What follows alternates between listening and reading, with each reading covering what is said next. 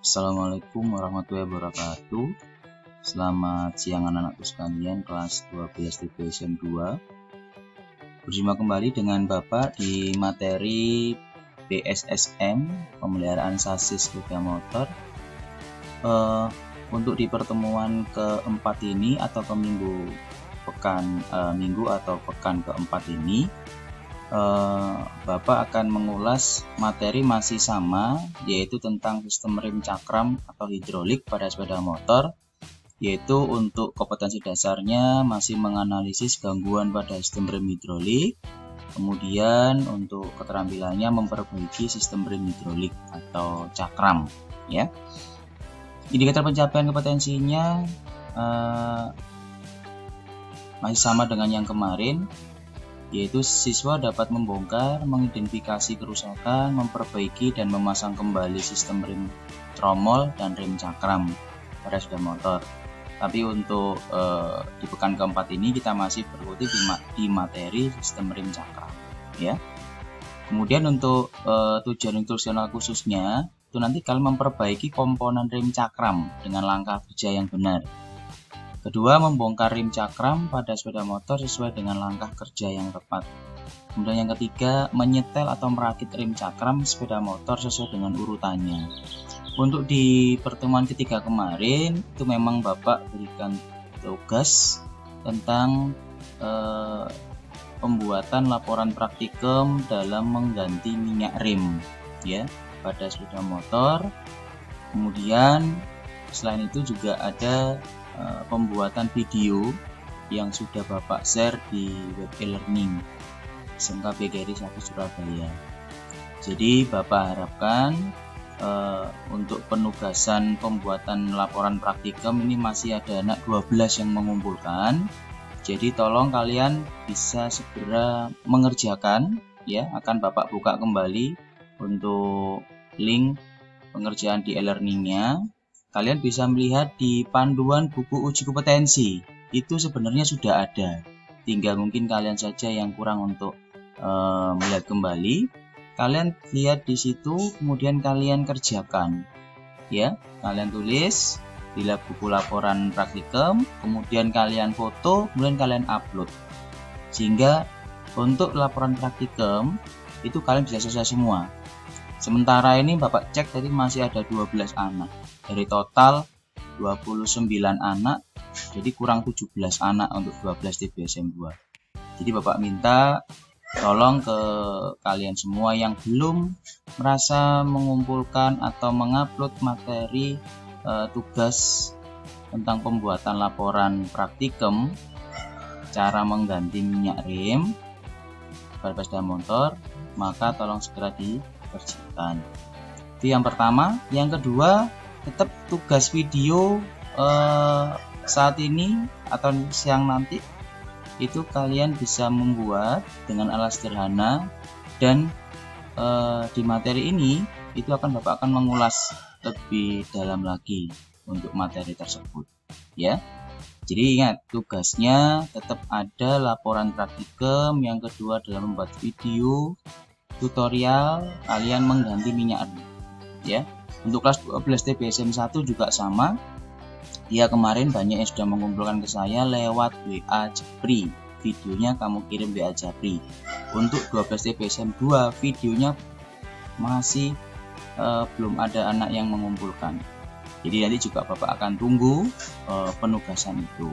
Oke, sambil nanti ada informasi lebih lanjut dari pihak sekolah, jurusan, TPSM untuk kalian masuk pembelajaran luring atau tatap muka dengan secara bergantian, ya. Itu yang bisa Bapak sampaikan di pengantar awal. Baik, kita lanjut. Untuk di materi video presentasi ini Bapak akan menyampaikan materi pemeriksaan dan penyetelan sistem rem sepeda motor. Yang pertama, perawatan dan pemeliharaan rem, ya. Ini memang memerlukan kecermatan, ketelitian, mengingat rem ini demikian penting perannya dan selalu berhubungan dengan soal keselamatan pengendara dan orang lain, sehingga bukanlah hal yang berlebihan apabila setiap pengendara sepeda motor mampu melakukan perawatan dan pemeliharaan sistem rem sepeda motor. sehingga gangguan sekecil apapun dapat segera diperbaiki. Ini adalah pengantar kenapa sangat penting sekali perawatan, dan untuk kalian nanti kelas 3 itu adalah memperbaiki tentang sistem rem cakram. Nah, perawatannya adalah yang pertama yang dilakukan langkah-langkahnya adalah mengusahakan keadaan piringan disc brake bersih dari berbagai kotoran, debu, lumpur dan sebagainya, sehingga nanti bisa kita bersihkan menggunakan macun, ya. Kemudian memeriksa permukaan minyak rem dan kondisi minyak rem. Apabila perlu menambah atau mengganti minyak rem, gunakanlah minyak rem dengan tipe dengan jenis yang sama, jadi jangan diganti-ganti, ya. Itu kalau di minyak rem itu banyak berbagai macam jenis merek, bisa Bridgestone macam-macam, ya, atau yang standarnya Honda. Yang penting dia jenisnya DOT3 atau DOT4, ya. Itu untuk jenis minyak rem. Dan tidak menimbulkan kerusakan pada pipa, tidak merusak karet-karet dan tidak mudah menguap. Nah, ini intinya. Jadi apapun nanti mereknya terserah kalian menggunakan pada waktu membuat video presentasi atau tutorial cara mengganti minyak rem. Kemudian menggunakan pad rem yang berkualitas. Pad rem itu adalah kanvas remnya, ya. Jadi usahakan HGP Honda Genuine Pad, ya, sesuai dengan standarnya. Kemudian periksa bagian piringan dari goresan. Untuk menghilangkan goresan yang kecil, gunakan kertas amplas gosok dengan perlahan-lahan dengan merata. Jadi kalian gosok dengan kertas gosok. Jadi nanti untuk bahan praktikumnya ada juga menggunakan amplas, supaya apa? Tidak merusak pad piringannya dan juga tidak selip. Kemudian periksa apakah kebocoran pada selang atau komponen rem lainnya. Jangan membongkar komponen selama tidak perlu benar. Karena membongkar satu bagian dari sistem rem cakram dibuka, maka seluruh sistem harus dibongkar. Jadi ada juga perlu kehati-hatian, ya. Kemudian jangan menggunakan cairan pelarut dalam membersihkan bagian dalam sebab cairan pelarut akan menyebabkan oli sil mengembang. Jadi cara membersihkannya gimana Pak? Nanti menggunakan air, ya. Menggunakan air biasa itu cara pembersihannya, tidak menggunakan bensin dan sebagainya, ya. Itu cara perawatan rem cakram, ya. Kemudian berikutnya pemeriksaan dan penyetelan rem cakram disc brake atau hidrolik. Pada rem cakram hidrolik mempunyai dua kanvas rem, brake pad untuk menahan putaran cakram disc, ya, atau disc brake-nya, sehingga menyebabkan gesekan untuk mengerem. Ini adalah untuk dasarnya di sistem cakram, ya. Yang pertama yaitu langkahnya adalah membongkar kaliper. Untuk pembongkaran kaliper dilakukan langkah-langkah berikut. Yang pertama, kamu keluarkan minyak remnya dengan menghubungkan pipa plastik pada nipel. Nah, ini nipel, ya, ke katup pembuangan udara, dan nipel nanti menggunakan kunci pas atau kunci ring 8, ya, untuk pembukaan. Kemudian pompakan dan direm sampai tidak ada minyak rem yang keluar dari nipel atau pembuangan udara. Cara ini sudah Bapak share di tugas kelas 12 DPSN 2 tentang video presentasi atau membuat laporan praktikum. Itu sudah ada videonya. Lebih simpelnya yaitu bisa menggunakan alat sederhana, yaitu dengan alat semprotan, ya. Jadi bisa dikuras itu lewat atas di master silindernya reservoir bisa, atau langsung dari nipelnya nih kita buka kemudian kita tekan sehingga dia akan keluar, ya. Kita habiskan minyaknya, kemudian kita mengisikan kembali dengan yang bicaranya. Kemarin sudah saya sampaikan secara di videonya lebih jelas, ya. Nah, ini secara teorinya Bapak sampaikan. Kemudian longgarkan pin kanvas rem 4. Lepaskan selang rem dengan melepas baut selang. Lepaskan baut-baut bracket dan kaliper rem. Lepaskan kanvas remnya, ya. Nah, ini gambarnya pelepasan kaliper rem, ya. Ini kita ngelepas bautnya. Jadi langkahnya yang pertama itu dalam pelepasan nanti kaliper, ya, atau penggantian pad rem. Yang jelas di sini kita selang rem, kamu cek dia bocor apa tidak, ya. Kemudian baut nipel selang remnya. Kemudian ini baut bleeding. Ini yang saya katakan nanti adalah membleeding, itu nanti kalian membuang udara palsu, ya, pada sistem rem tadi nanti, ya, namanya bleeding atau ganti minyak. Kemudian ini ada pin kanvas rem. Ini pin kanvas remnya. Ini adalah baut-bautnya. Ini namanya satu orang yang namanya kaliper rem, ya. Nah, di sini nanti itu ada namanya single piston dan double piston. Rata-rata yang untuk sepeda motor lama itu masih menggunakan double piston, ya. Yang sekarang untuk motor matic, cup, dan sport itu sudah menggunakan rata-rata yaitu single piston. Sehingga nanti ada sedikit perbedaan antara single piston sama double piston, ya. Nanti bisa kita lakukan pada waktu di praktikum.